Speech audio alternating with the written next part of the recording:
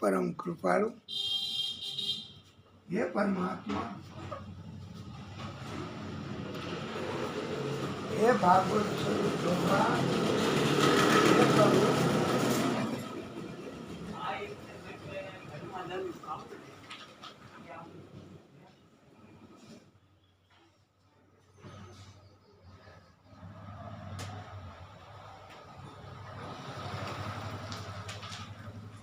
बोलिए भागवत स्वरूप भगवान की जय।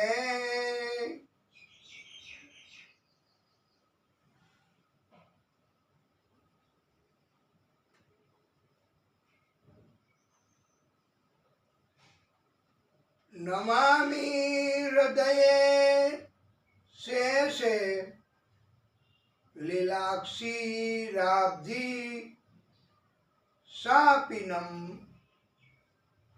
लक्ष्मी सहस्त्र लीलाभि सेव्यमानं कलानिधम्।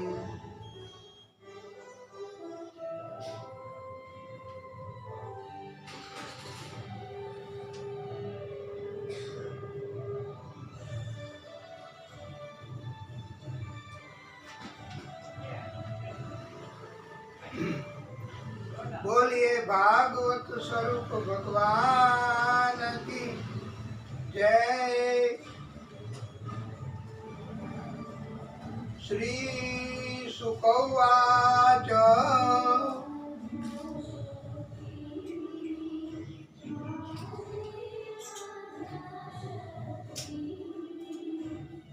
हे राजन,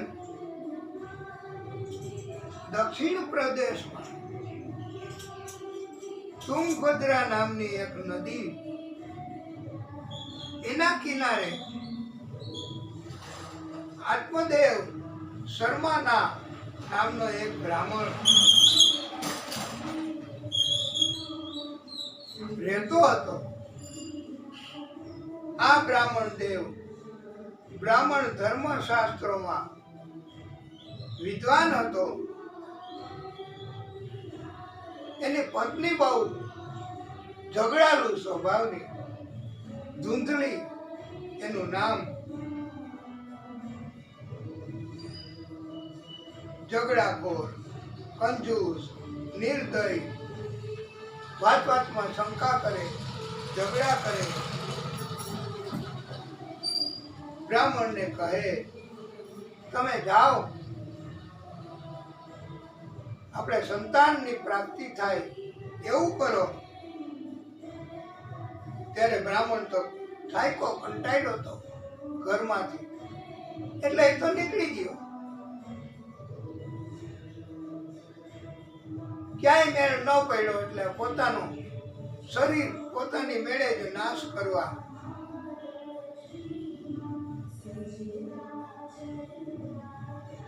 બ્રાહ્મણે સરોવરમાં ઝંપલાવવાનું અને પ્રાણ ત્યાગ કરવાનું વિચાર્યું। પડવા જાય છે ત્યાં તો બ્રાહ્મણને વાલા ભક્તો,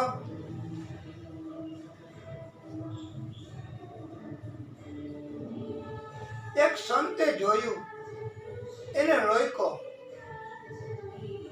संते समझायु के संतान होय तो ज सुख मळे एवुं नथी। घणाने कर्मना लेन देनना संबंधोना कारणे संतानो नथी होता। तो प्रभुनी कृपा एमनी उपर थाय तो छे, भक्ति एमने पण मळे तो छे, मुक्ति एम नहीं मळे छे। तमे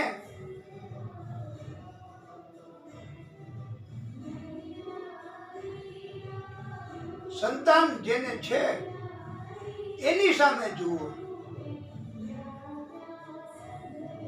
ए माता पितानुं ध्यान राखता नथी।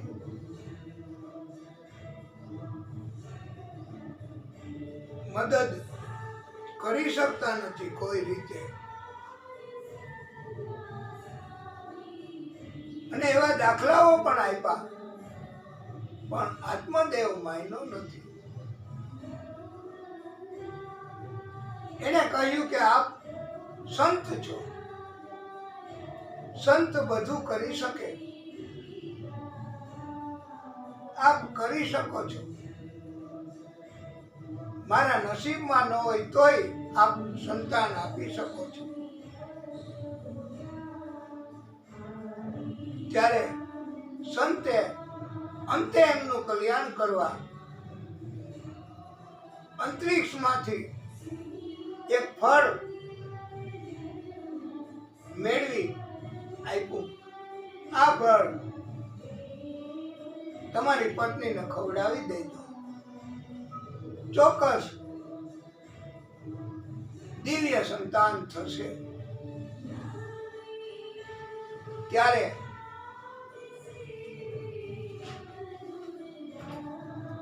પત્નીને આપ્યું, પણ એમને શંકા કરી, એ હતી જ શંકાવાળી કે એમ કઈ ફળ ખાધે સંતાન થાય, મારે નથી ખાવું. એ વખતે એની બેન હતી આવી હતી, એને કહ્યું. ત્યારે એમને એની બેને કહ્યું કે મને સંતાન થવાનું છે, ત્યારે ફળ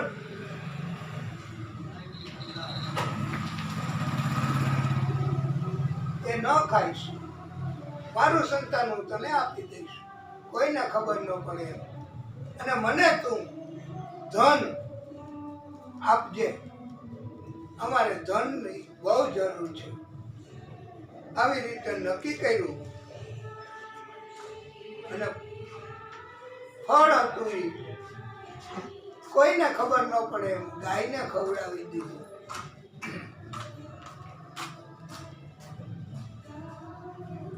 અને નાટક કરવા માંડી ધૂંધલી, કોઈને ખબર ન પડે. સ્ત્રીઓ માફ કરજો, એવું કહેવામાં આવ્યું છે કે હસીનો કો આતે હૈ ક્યા ક્યા બહાને, खुदा भी न जाने तो हम कैसे जाने.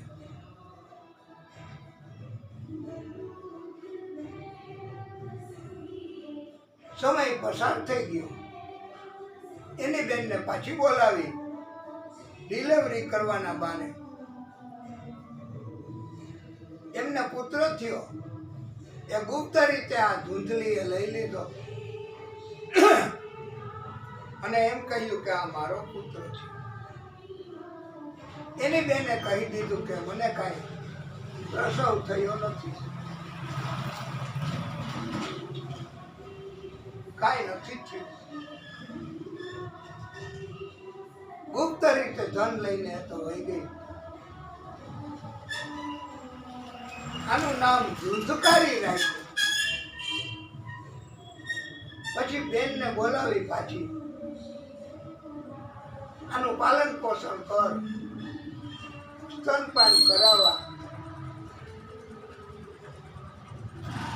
આમ સમય પસાર થયો. વાલા ભક્તો, સંતનું પ્રસાદી સ્વરૂપનું ફળ ગાયને ખવડાવ્યું હતું. ગાયે પણ એક દિવ્ય પુત્ર એમનું પ્રાગટ્ય કર્યું. એના કાન ગોકર્ણ, એના કાન ગાય જેવા હતા, એટલે એનું નામ ગોકર્ણ રાખ્યું.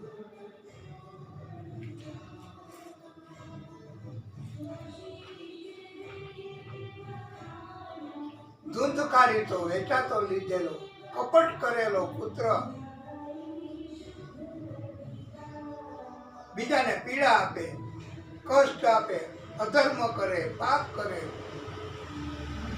માતા પિતાને પણ ત્રાસ આપતો, વેશ્યાનો સંગ કરવા લાગ્યો.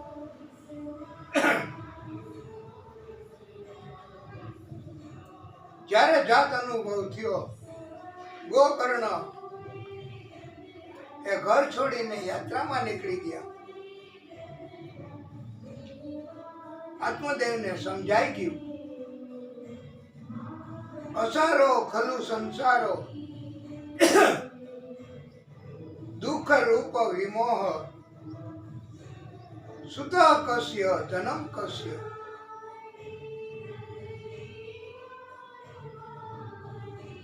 ગોકર્ણે પિતા આત્મદેવને જ્ઞાન આપ્યું છે,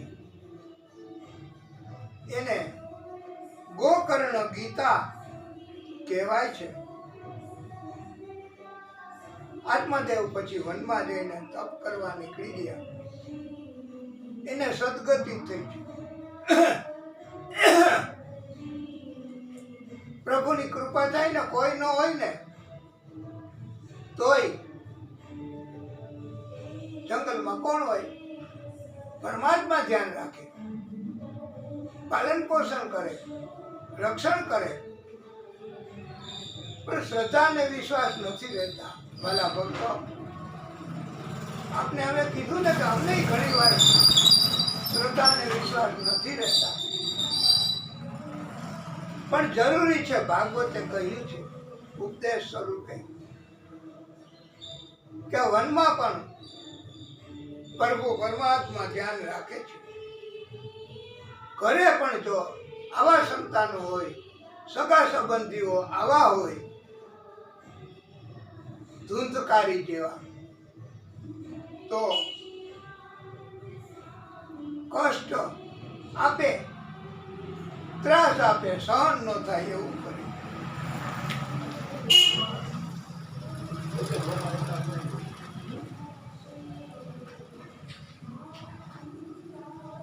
હવે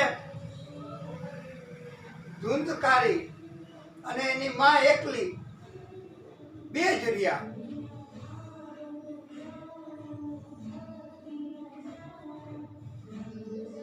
એની માં પણ કૂવામાં પડીને મરી ગઈ. હવે તો એકલો ધૂંધકારી વેશ્યાઓને ઘરમાં લઈ આવવા લાગ્યો. એ કહે એમ કરવા માંડ્યો. આમાં ગૂઢ અર્થ એવો છે કે આપણી બધી ઈચ્છાઓ, ઇન્દ્રિયો, એનું સુખ ન માગવું, નહીતર એ કષ્ટ આપે. વેશ્યાઓને રાજી કરવા રાજાનો ખજાનો લૂંટીને લઈ આવ્યો.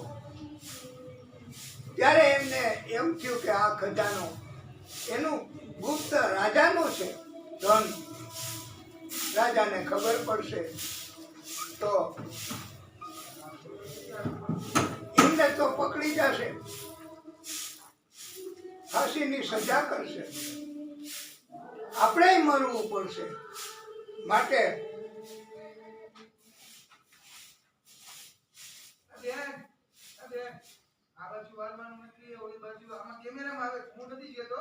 ધૂંધકારી એ કાવતરું રહી ગયું. ધૂંધકારીને મારી નાખવા માટે વેશ્યાઓ એને કષ્ટ આપ્યું. ઊંધો ટાંગીને મુખમાં ધબધબતો અગ્નિ મૂક્યો. આવું કષ્ટ પાપ કર્મોનું છે. આઈનું આઈ છે, એમ નથી કહેતા આપણે, એ આઈનું આઈ છે ભાઈ. માટે પિતા સમાન મોટા ભાઈ એ સત્ય હકીકત સમજાવતા હોય તો હક નથી છતાંય મારે હક છે એમ ડબલ વખત માગણી કરી, ભાગ માગવા. અને પિતા સમાન મોટા ભાઈને પણ કષ્ટ આપવું તો આઈને ભોગવવું પડે છે વાલા ભક્તો. માટે અને કમોત થાય છે.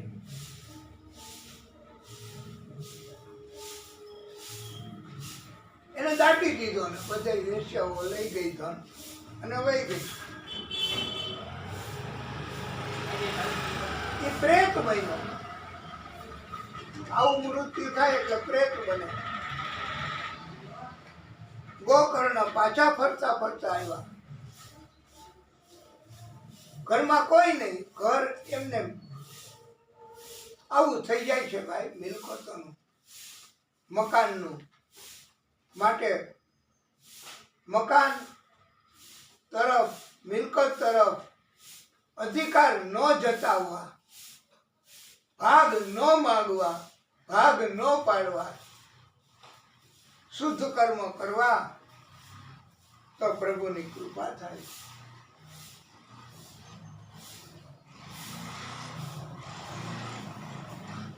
ગોકર્ણ પાછા આવ્યા ઘરમાં, રાત રોકાણા. પણ પ્રેત એ પરેશાન કરવા લાગ્યો. એ પ્રેત પરેશાન કરે, એ પોતાનું કષ્ટ રજૂ કરે છે. આપણામાં તો એની સમજવાની શક્તિ નથી હોતી, એટલે આપણે પછી એ ઘરમાં રહેતા નથી. આવી રીતે કષ્ટ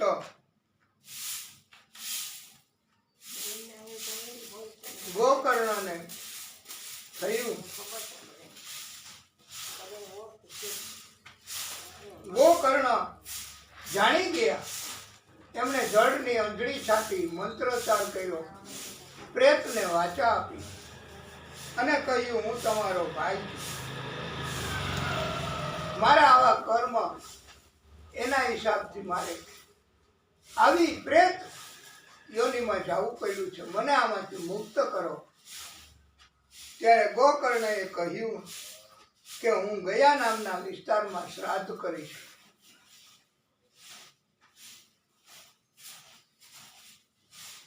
શ્રાદ્ધ કર્યું, છતાં પણ આવી જ દશા, પ્રેતને મુક્તિ ન થઈ.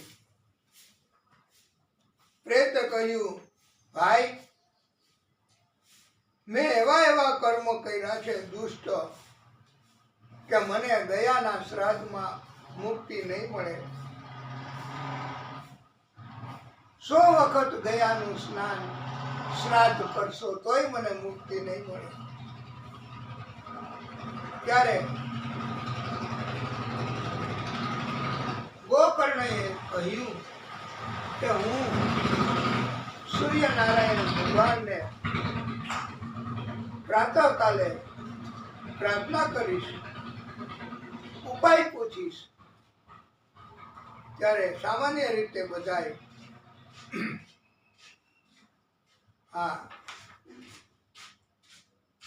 સૂર્યનારાયણ ભગવાન એ બુદ્ધિ આપે છે.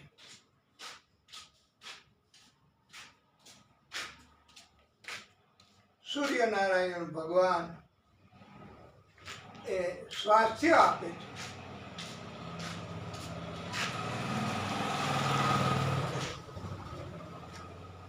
ત્યારે એમણે કહ્યું કે તમે ભાગવત કથા કરો. ગોકર્ણ મહારાજે કથા કરી.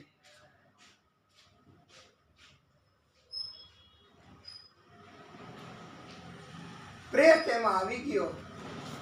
વાસનું એક હતું, એમાં બેસીને એમણે કથા સાંભળી.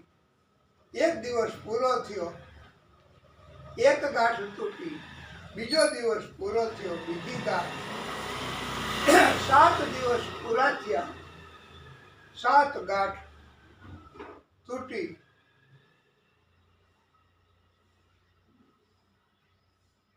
અને એમને મુક્તિ મળી.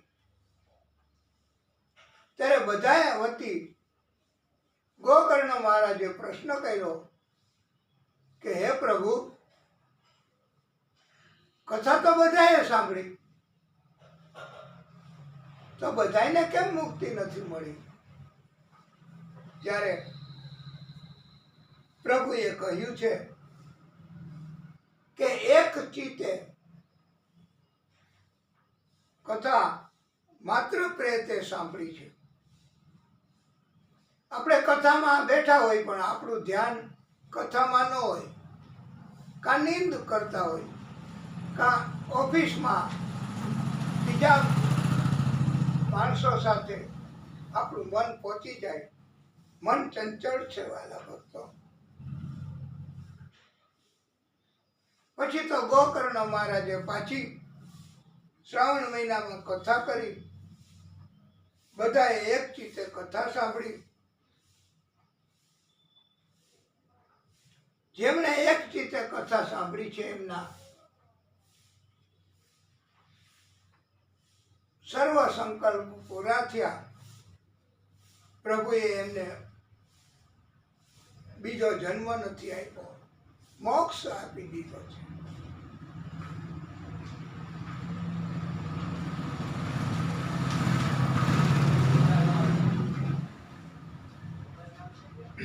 કથાના વક્તા બ્રાહ્મણ હોવા જોઈએ, ધીર ગંભીર હોવા જોઈએ, અર્થ સહિત સમજાવી શકે તેવા હોવા જોઈએ, નિષ્પૃહી હોવા જોઈએ, મોહ રહિત હોવા જોઈએ, માયા રહિત હોવા જોઈએ, સ્વાર્થ રહિત હોવા જોઈએ, વૈષ્ણવ જેવું જીવન જીવનારા હોવા જોઈએ, ટેકીલા હોવા જોઈએ, નિયમનું પાલન કરનારા હોવા જોઈએ.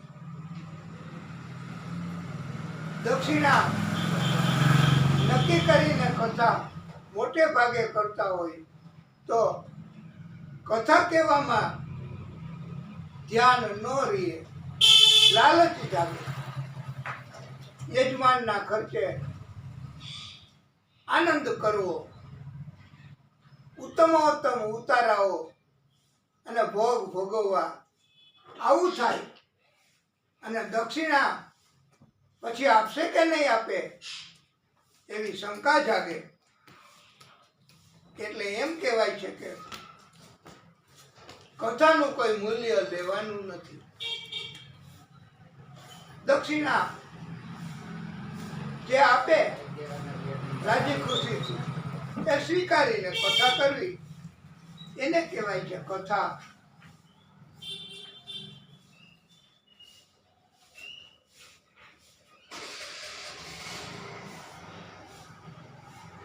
ભાગવત ભગવાન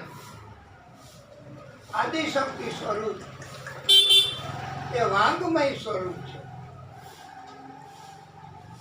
એ એવો પણ ઉપદેશ, એવી પણ ખાતરી આપે છે કે યદા યદા હિ ધર્મસ્ય ગ્લાનિ ભવતિ ભારત અભ્યુત્થાનમ ધર્મસ્ય તદાત્માનમ સૃજામિ અહમ પરિત્રાણાય સાધૂનામ વિનાશાય ચ દુષ્કૃતામ ધર્મ સંસ્થાપનાર્થાય સંભવામિ યુગે યુગે. એમ કીધું છે કે ધર્મનો નાશ થાય ત્યારે સંતોને ભક્તોને કષ્ટ આવે તો હું એ બધાને ઉગારવા માટે અને દુષ્ટનો નાશ કરવા માટે, ધર્મનું ફરી સ્થાપન કરવા માટે દરેક યુગમાં, દરેક સમયે, દરેક જગ્યાએ પ્રગટ થાઉં છું એમ કહેવામાં આવ્યું છે. જેવી રીતે ભાગવત ભગવાન એ આપણને બધાને અમર બનાવે છે, અમરત્વ પ્રદાન કરે છે, એવી જ રીતે માં અંબા એ પણ આદિશક્તિનું સ્વરૂપ છે. એ પણ આપણને બધાને અભયત્વ પ્રાપ્ત કરે છે, અભય બનાવે છે. આદિશક્તિના સ્વરૂપો, આદિશક્તિ એને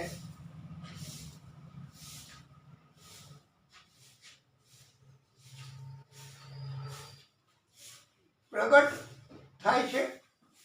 એમનું ભજન કીર્તન શ્રદ્ધાપૂર્વક કરવું, પૂજન કરવું અને હરિના નામનું સ્મરણ કરવું, એ કમાણી સાચી છે. ધન મિલકત એ કમાણી એ તો પ્રભુની કૃપાથી મળે તો, નહીતર નકામું છે. એમ કહેવામાં આવ્યું છે, કરી લે કમાણી હરિ નામની રે, કરી લે કમાણી હરિ નામની રે, આવો અવસર તને મળે નહીં માનવી, ભવ ભવની ભાવટ ભાંગશે રે, ભવ ભવની ભાવટ ભાંગશે રે, થાશે જીવનમાં કલ્યાણ અલ્યા માનવી, કરી લે કમાણી હરિ નામની રે, આવો અવસર નહીં મળે અલ્યા માનવી, સાથે આવ્યું ના કોઈ આવશે રે, જેવો આવ્યો એવો જાય અલ્યા માનવી, ખાલી હાથે તારે જાવું અલ્યા માનવી, દેહથી જૈવ જ્યારે છૂટશે રે, પછી માલ તારો લૂટીને ખાશે અલ્યા માનવી, કરી લે કમાણી હરિ નામની રે. એટલે હરિના નામની કમાણી કરવી.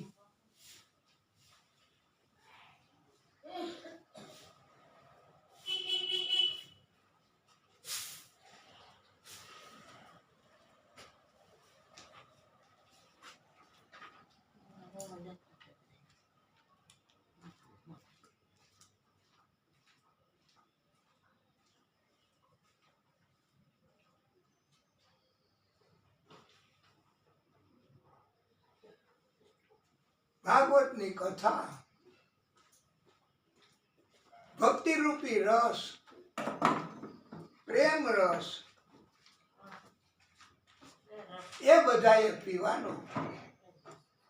કોઈ પિયો રે પિયાલા પ્રેમ રસ કા, કોઈ પિયો રે પિયાલા રામ રસ કા. કથારૂપી જીવનમાં આનંદ, કથારૂપી રસ આપણું જીવન આનંદમય બનાવે છે. જગતમાં કંટાળીને દુઃખ સહન ન થાય ત્યારે નશો કરવો, એવું પીવું એ યોગ્ય નથી વાલા ભક્તો. ભક્તિ રૂપી રસ એ જ યોગ્ય છે. કાયમી રીતે એનો નશો પ્રભુ આનંદ આપીને કરાવે છે. અને એમ કહેવામાં આવ્યું છે કે જો ચડતી હૈ ઉતરતી હૈ મસ્તી, वो हकीकत में मस्ती नहीं है, ये तो प्रेम की बात है वो तो बंदगी तेरे बस की नहीं है. અને એટલા માટે ભજ ગોવિંદ ગોવિંદ ગોપાલા, ભજ ગોવિંદ ગોવિંદ ગોપાલા, ભજ મુરલી મનોહર નંદલાલા, ભજ ગોવિંદ ગોવિંદ ગોપાલા.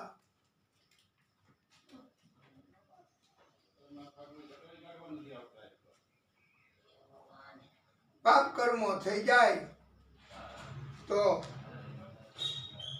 એનું યોગ્ય રીતે પ્રાયશ્ચિત કરવું અને ફરી પાછા એવા કર્મો ન કરવા, તો પ્રભુ આવા અમુક પ્રકારના પાપ કર્મો એને માફ કરે છે. પાછા જો એવા જ કર્મ કરીએ તો પ્રાયશ્ચિત નિષ્ફળ જાય છે.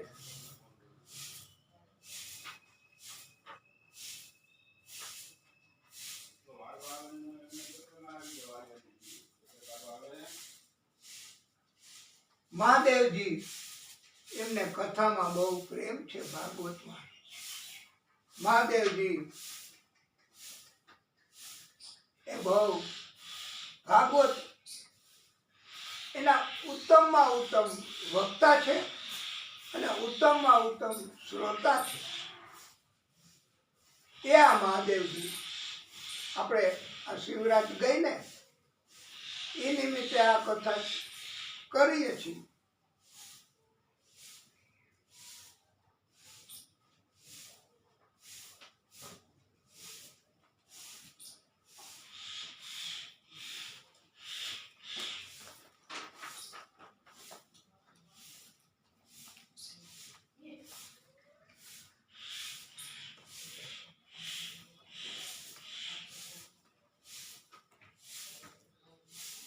ઉદ્ધવજીને અભિમાન હતું ત્યાં સુધી પ્રભુને ઓળખી શક્યા ન હતા. કૃષ્ણની સાથે જ રહેતા હતા છતાંય નહીં. કંસને કૃષ્ણમાં કાળ દેખાતો હતો. જ્યારે ઉદ્ધવજીને ગોપીઓને કૃષ્ણ એ જીવનનો આધાર દેખાતા હતા, એવો અનુભવ પણ થતો હતો.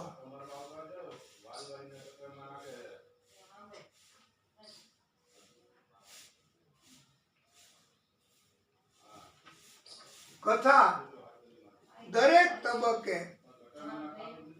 એનો પ્રમુખ મંત્ર ભાગવતનો ઓમ નમો ભગવતે વાસુદેવાય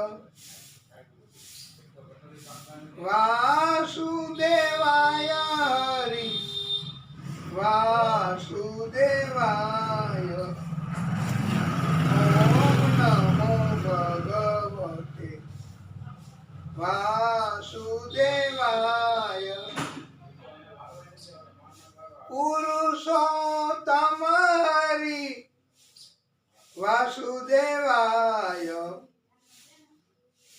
સર્વોત્તમ હરિ વાસુદેવાય. કથાના આરાધ્ય દેવ ભગવાન કૃષ્ણ, કથાના વિસ્તાર કરનારા વેદ વ્યાસ મુનિ, કથાના વક્તા સુખદેવ પ્રભુ, એ ત્રણેયનું ધ્યાન ધરીને એક ચિત્તથી શ્રદ્ધાપૂર્વક કથા સાંભળવાથી ચોક્કસ કથાની અસર થાય છે.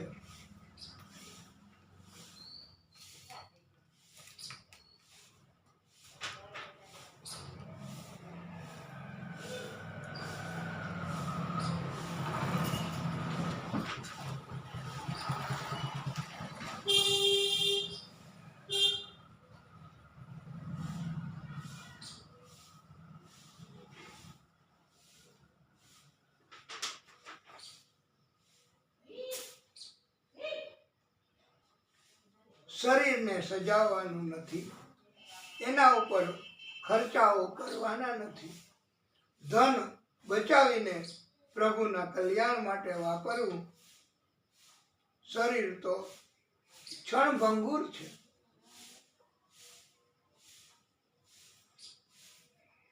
અને કૃત્રિમ સજાવટ તો ગમે ત્યારે નાશ થઈ શકે છે. પૂતનાની કથામાં આવશે કે એવા અલંકારો, એવું શરીર સજાયું હતું, પણ જ્યારે પ્રભુ એમને જ્યારે એમનું મૃત્યુ કરવાનું કહ્યું ને ત્યારે ઓરિજિનલ, એમ પછી સજાવટ નાશ પામે છે. ભક્તો,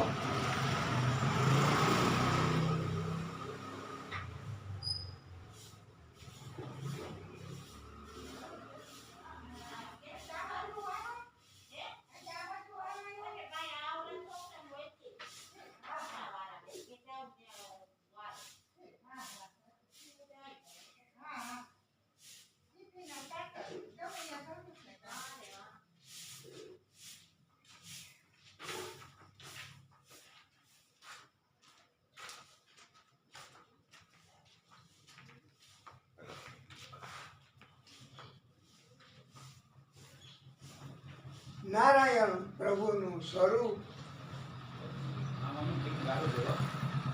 એમની કલ્પના પંડિતોએ વિદ્વાનોએ કરી છે. શાંતાકારમ ભુજગ શયનમ પદ્મનાભમ સુરેશમ વિશ્વાધારમ ગગન સદૃશમ મેઘવર્ણમ શુભાંગમ લક્ષ્મીકાંતમ કમલનયનમ યોગીભીર્ધ્યાનગમ્યમ વંદે વિષ્ણુ ભવભયહરમ સર્વલોકૈકનાથમ. બધા જ લોકના એ અધિકારી છે, પ્રમુખ છે, આદિશક્તિ છે. બીજાના માટે જીવવાનું ભાગવત શીખવે છે. ભાગવતજી અને શ્રીનાથજી બાવા એ આદિશક્તિ એ એક જ છે. એના સ્કંદ અને બાવાશ્રી એમના શરીર, એમનું એક વાક્યતાપણું છે. પ્રથમ સ્કંદ શ્રીનાથજી બાવાનો જમણો હાથ છે, બીજો સ્કંદ ડાબો પગ છે, ત્રીજો સ્કંદ જમણા હાથનું મૂળ છે, ચોથો સ્કંદ ડાબા હાથનું મૂળ છે, પાંચમો સ્કંદ જમણો નિતંબ છે, છઠ્ઠો સ્કંદ ડાબો નિતંબ છે, સાતમો સ્કંદ જમણો હાથ છે, આઠમો સ્કંદ જમણું સ્તન છે, નવમો સ્કંદ ડાબું સ્તન છે, દસમો સ્કંદ હૃદય છે. ભાગવતનો 10મો સ્કંદ. 11મો સ્કંદ મસ્તક છે, 12મો સ્કંદ ડાબો હાથ છે. શ્રીનાથજી બાવા આદિશક્તિ અને ભાગવત ભગવાન એ એક જ છે.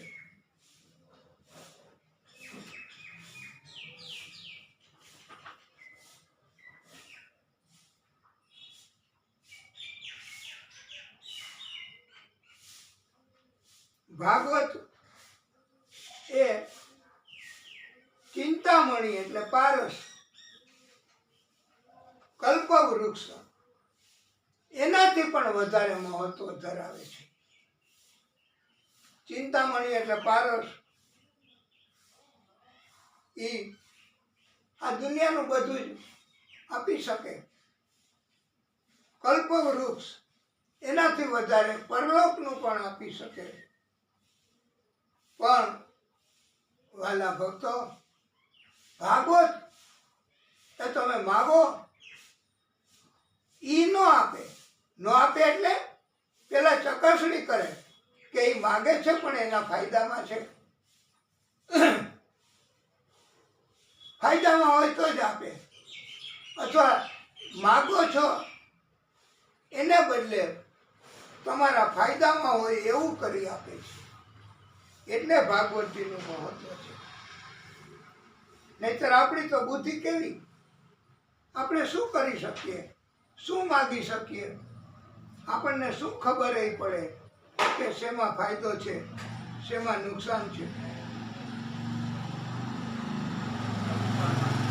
ગંગા, યમુના, સરસ્વતી આ ત્રણેય નદીઓ એ ભાગવતની સાથે સંકળાયેલી છે, ભાગવતની કથામાં આવે છે.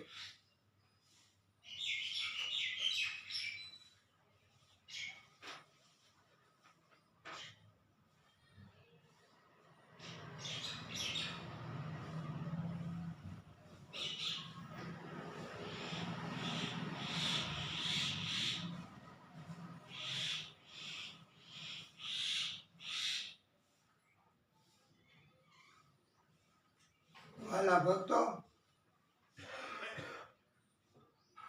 ઈશાવાસ્ય નામના ઉપનિષદમાં લખ્યું છે આખા જગતમાં પરમાત્મા છે, પરમાત્માથી જ જગતનું સંચાલન થાય છે. આખા જગતમાં પરમાત્મા સર્વવ્યાપ્ત છે, કણ કણમાં રહેલા છે.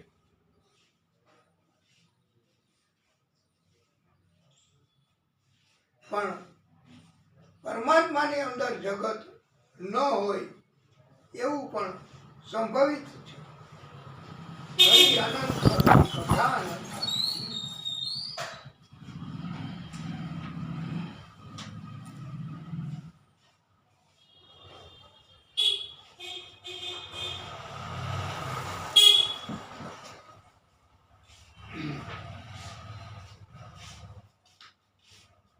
એમ કહેવામાં આવ્યું છે કે આખું બ્રહ્માંડ, આખી પૃથ્વી એ એક ઘર જ છે. એમાં આપણો મનુષ્ય દેહ એ પણ એક ઘર છે. એટલે પૃથ્વી ઘર, એમાં ઘર એટલે આપણું શરીર, અને એમાં વસે દામોદર હૃદયમાં આપણામાં. એટલે ઘરમાં ઘર, એમાં ઘર, હૃદય, એમાં વસે દામોદર.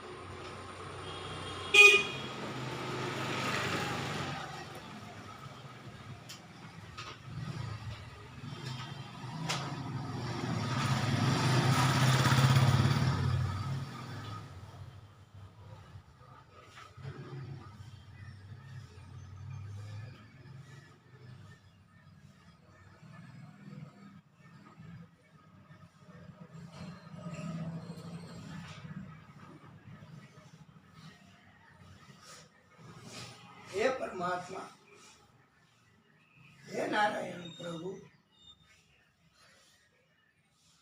શ્રીમન નારાયણ નારાયણ હરિ હરિ, શ્રીમન નારાયણ નારાયણ હરિ હરિ, હરિ હરિ, હરિ હરિ, હરિ હરિ, શ્રીમન નારાયણ નારાયણ હરિ હરિ. ઓમ નમો નારાયણ. હરિ ઓમ નમો નારાયણ.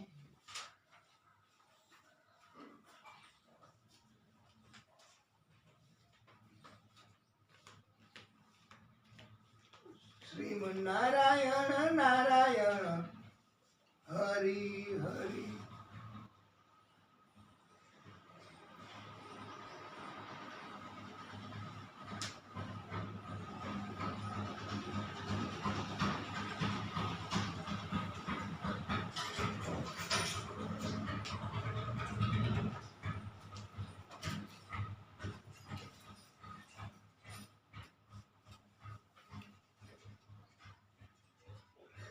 ઓમ નમો નારાયણ. હરિ ઓમ.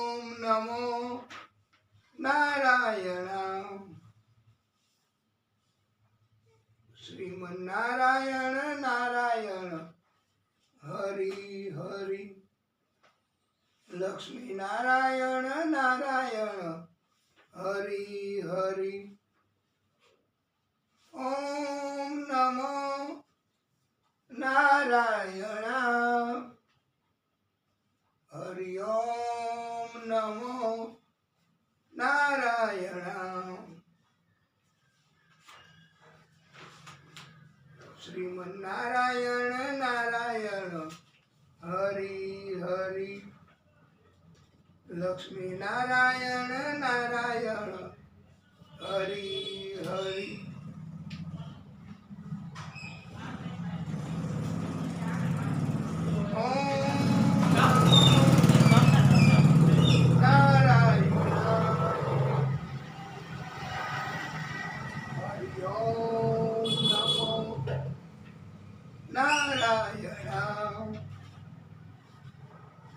શ્રીમન્નારાયણ નારાયણ હરિ હરિ.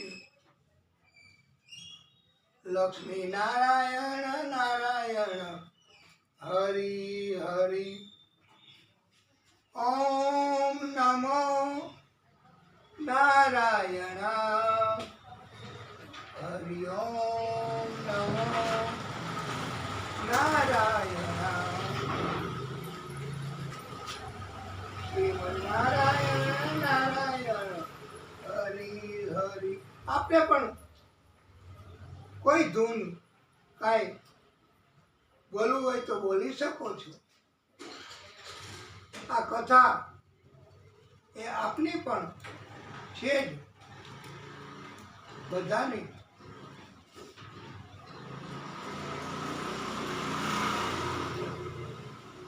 પ્રભુની કૃપા થાય એ જ જીવનનો હેતુ હોવો જોઈએ.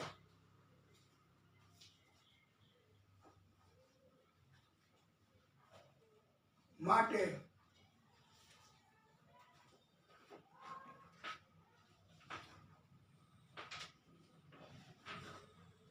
પ્રભુની કૃપા એ જ જીવનનો હેતુ એમ કહેવામાં આવ્યું છે.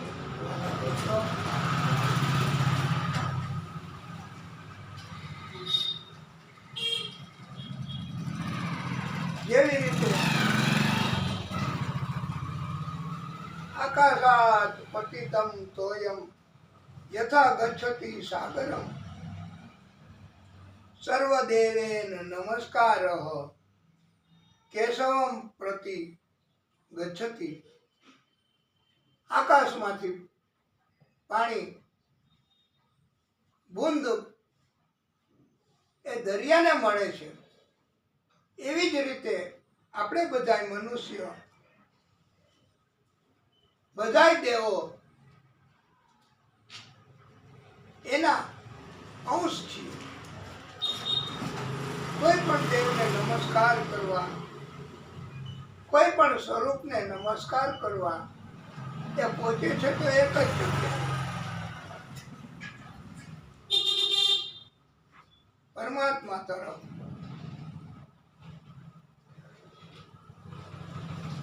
આખા વિશ્વની દેવી, અખિલ વિશ્વની જનેતા છે. એમ કહેવામાં આવ્યું છે કે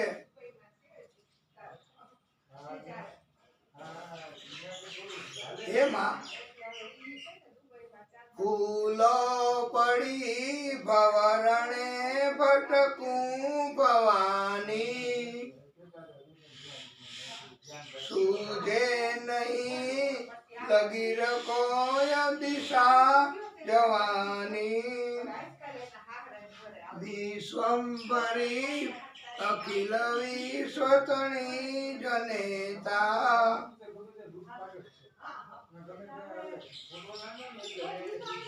ભાગવતજીનું મહત્વ સમજાવવા સચ્ચિત આનંદ સ્વરૂપ પ્રભુ છે. સચ્ચિદાનંદ રૂપાય વિશ્વોત્પત્તિ આદિ હેતવે તાપત્રય વિનાશાય શ્રી કૃષ્ણાય આદિશક્તિ સ્વરૂપ શ્રી કૃષ્ણાય વયમ નમઃ. પ્રભુનું સ્વરૂપ સત્ય છે. સત્ય હોય ત્યાં પ્રભુ આવે. સત્ય બોલવું, સત્ય આચરણ કરવું, સત્ય છે એ જ પ્રભુ છે. ચિત્ત એટલે જેમ આપ બોલો એ અમે સાંભળીએ, અમે સમજીએ, અમે બોલીએ. આપ ઈ કોણ છે અંદર? ઈ જ ચિત્ત સ્વરૂપ. અને અંદરથી આનંદ થાય છે. અને વિશ્વની ઉત્પત્તિ કરનારા છે પ્રભુ આદિશક્તિ. એને અને ત્રણેય પ્રકારના પાપનો નાશ, આદિ, વ્યાધિ અને ઉપાધિ, એનો નાશ મૂળમાંથી કરે છે. એવા આ પ્રભુ છે. આધ્યાત્મિક એટલે દેહના પાપ,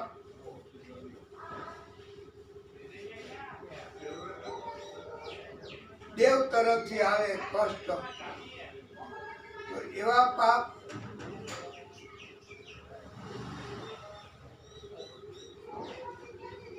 અને ઉપાધિ એટલે દુનિયા તરફથી કષ્ટ આવે, એવા પાપ.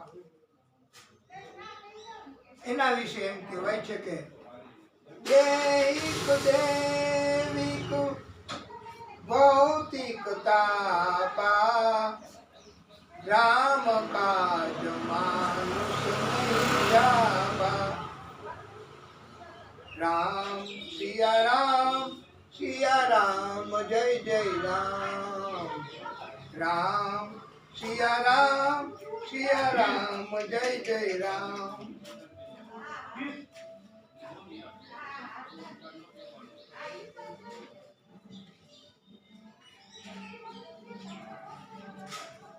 મંગલમ ભગવાન વિષ્ણુ મંગલમ ગરુડધ્વજ મંગલમ પુંડરીક કાક્ષમ મંગલાય તનો હરિ.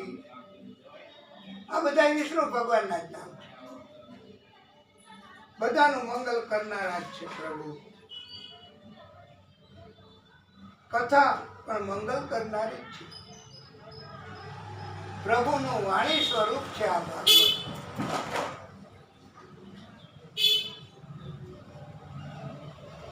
અને અંબાજી એ પણ ભાગવતની જેમ જ અભય હતો આપે છે. એને રાજી કરવા એક પંક્તિ, અંબા અભય પદ દાયની રે. અંબા અભય પદ દાયની રે. શ્યામા સાંભળજો સાદ પીડ ભંજની. અંબા અનાથોની નાથ ભીડ ભંજની. શ્યામા સાંભળજો સાદ ભીડ ભંજની. અંબા અભય પદ દાયની રે. માં અંબા એમને ભક્તોએ પોકારી છે. અને માં અંબા તરત જ ભક્તની વારે ત્રિશૂળ લઈને ગયા છે. અને ભક્તને બચાવ્યો છે. અંબામાએ બીજા કોઈનું ધ્યાન દીધું નથી. એ કષ્ટમાં છે, ભક્તને બચાવનાર છે.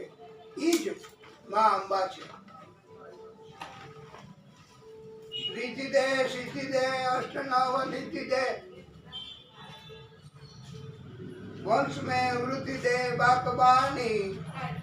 सजन सहित दे कुटुंब सप्रीत दे. जंग में जीत दे श्री भवानी. जंग में जीत दे श्री भवानी. આ પ્રભુ એમની શક્તિ સ્વરૂપ છે. હવે આપણે કથા એમને ટૂંકો વિરામ આપીશું.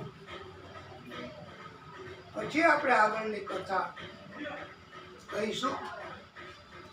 બોલીએ ભાગવત સ્વરૂપ ભગવાન કી જય. હે પ્રભુ